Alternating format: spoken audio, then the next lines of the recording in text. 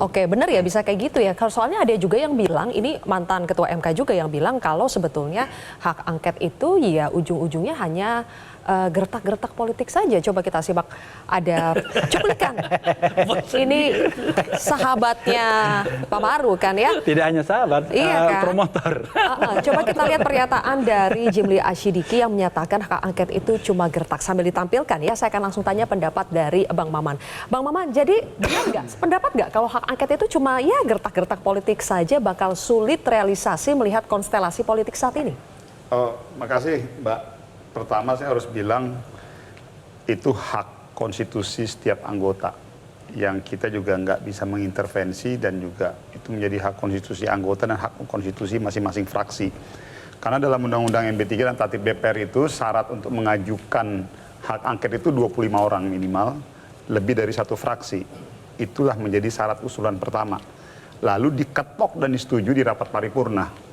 Nah, rapat paripurna itu dihadiri oleh setengah plus satu. Jadi artinya maksud saya itu adalah mekanisme pengajuan hak angket, itu satu. Lalu yang kedua kalau terkait gertak-gertakan, waduh itu silakan ditanyakan kepada masing-masing partai yang mengajukan. Namun jadi bukan ditanyakan ke kita, kalau kita kan jelas positioning kita kepada aspek proses yang sedang berjalan.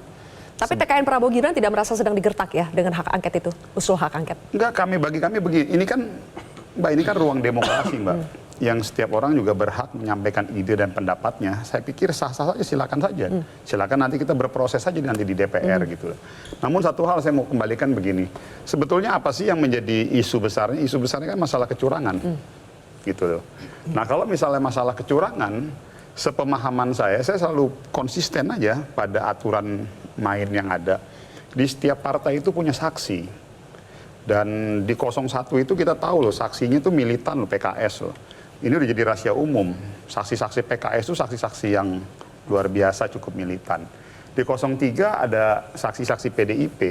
Yang kita tahu juga luar biasa terengginas juga saksi-saksinya PDIP itu. Jadi kalau mau melihat dari performance saksi yang mengawal di tiap-tiap TPS dari tingkatan TPS, desa, kecamatan, lalu kabupaten, provinsi, saya melihatnya hampir sulit ada celah. Gitu loh, karena diawasi nih oleh semua masing-masing saksi. Nah begitu juga di kita, di fraksi 02 juga kita punya saksi. Di Partai Golkar juga kita menyiapkan, di Gerindra kita menyiapkan. Artinya maksud saya begini, dari aspek legislatif dan pilpres, semua punya saksi. Yang dimana saksi itu menyaksikan proses perhitungan dan nanti ikut tanda tangan. Nah kalau misalnya ada permasalahan, ya menurut saya silahkan diajukan permasalahan-permasalahan ataupun potensi-potensi ataupun dugaan-dugaan kecurangan tadi. Itu satu ya. Oke, kita harus break ini. Mekanisme yang ada itu yang kita ketahui ya Panwaslu, apabila ada masalah administrasi, apabila ada praktik unsur kecurangan diajukan ke MK. Nah, yang jadi pertanyaan kan sekarang dimunculkan wacana di hak angket. Pertanyaan sampai pada titik apa sih hak angket itu akan punya output kan gitu sebetulnya.